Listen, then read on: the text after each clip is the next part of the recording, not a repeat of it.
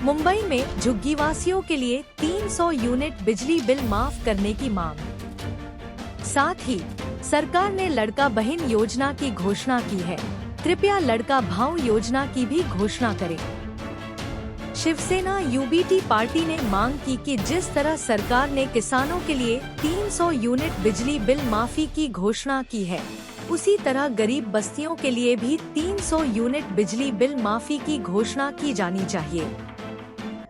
आजचं हे आंदोलन अखंड महाराष्ट्रभर आम्ही केलेलं आहे आणि या आंदोलनाच्या माध्यमातून हे जुमलेबाज सरकार कशा पद्धतीने गरीब शेतकऱ्यालाच नव्हे तर या मध्यमवर्गीयांना लाडली बहीण योजना त्या ठिकाणी काढतायत, पण लाडक्या भावाला कसे विसरलेत। आणि लाडली बहीण योजना जी काढलेली आहे ही योजना महाराष्ट्रातल्या देशातल्या सगळ्या बहिणींसाठी नाहीये, महाराष्ट्रातल्या तर 2.5 लाखाखाली उत्पन्न असणारा म्हणजे पुन्हा एकदा 75 वर्षावरील माणसाला एसटी प्रवास मोफत ही ज्या पद्धतीने कोपराला गुळ लावणारी योजना होती, त्याच्याच प्रमाणे आजचा हा यांचा महाराष्ट्र राज्याचा अंतरिम अर्थसंकल्प हा अशाच पद्धतीने कोपराला गुळ लावणार आहे, हे दाखवण्यासाठी आम्ही हे आंदोलन केलेलं आहे।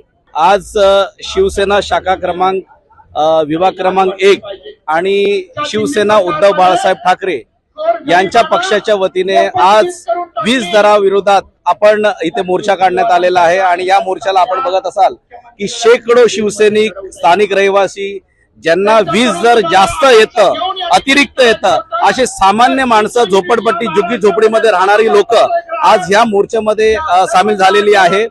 आपण बघत असाल 3-4 दिवसापूर्वीच की सरकारने अधिवेशन मध्ये बजेट जे दाखवलं, सगळ्यांना बजेट दिलं, त्याच्यामध्ये 300 युनिट शेतकऱ्यांसाठी त्यांनी मोफत अशी घोषणा केली। आम्हाला आनंद आहे आणि आम्हाला त्या गोष्टीचा रास्त अभिमान आहे की 300 युनिट आपण शेतकऱ्यांसाठी मोफत केलेली आहे। परंतु त्याच्यामध्ये 2-3 विषय आहेत की शेतकरी 300 युनिटच वापरतो का? कारण त्यांच्याकडे थीफ वेस असते, त्यांच्याकडे 500-600 युनिट झाल्यानंतर तुम्ही त्या 500-600 युनिटचा तुम्ही त्याचा रिकव्हरी करणार आहात, म्हणजे 300 युनिट मायनस करून बाकीचा जर घेत असाल तर ती चांगली गोष्ट आहे।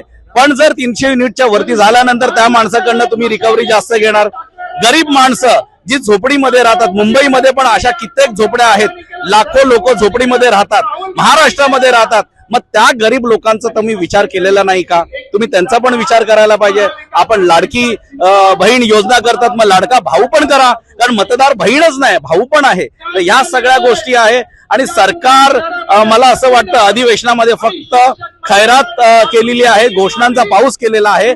अक्षरशः आपल्याकडे तेवढा फंड मुबलक अवेलेबल पण नाही। तुम्ही कशा पद्धतीने जनरेट करणार आणि कशा पद्धतीने लोकांना या सगळ्या सुविधा देणार, हा सगळा मोठा एक घोळ किंवा प्रश्नचिन्ह याच्यावरती आहे।